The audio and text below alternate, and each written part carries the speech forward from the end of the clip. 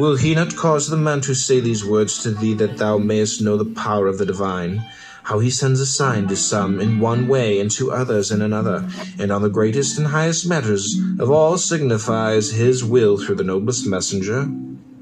What else does the poet mean?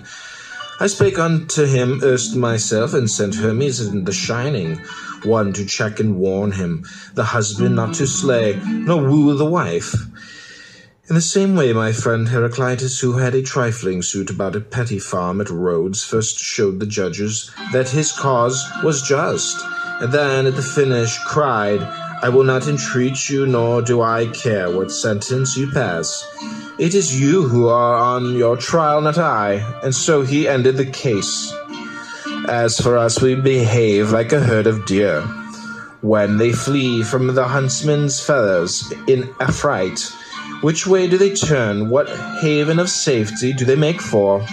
Why, they rush upon the nets, and thus they perish by confounding what they should fear with that wherein no danger lies.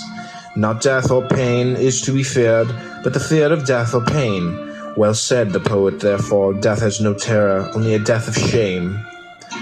How is it then that certain external things are said to be natural, and others contrary to nature?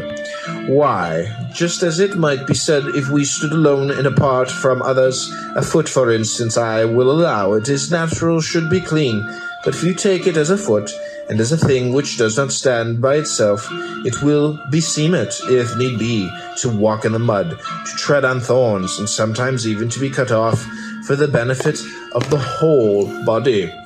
Else it is no longer a foot.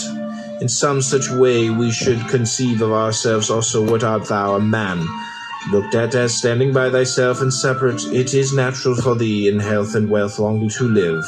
But looked at as a man and only as a part of whole, it is for that whole's sake that thou shouldst at one time fall sick, at another brave the perils of the sea again, know the meaning of want, and perhaps die an early death.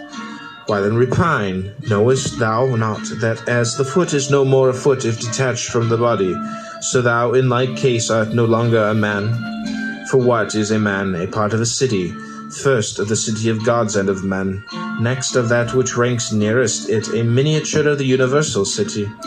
In such a body, in such a world enveloping us, among lives like these, such things must happen to one or another.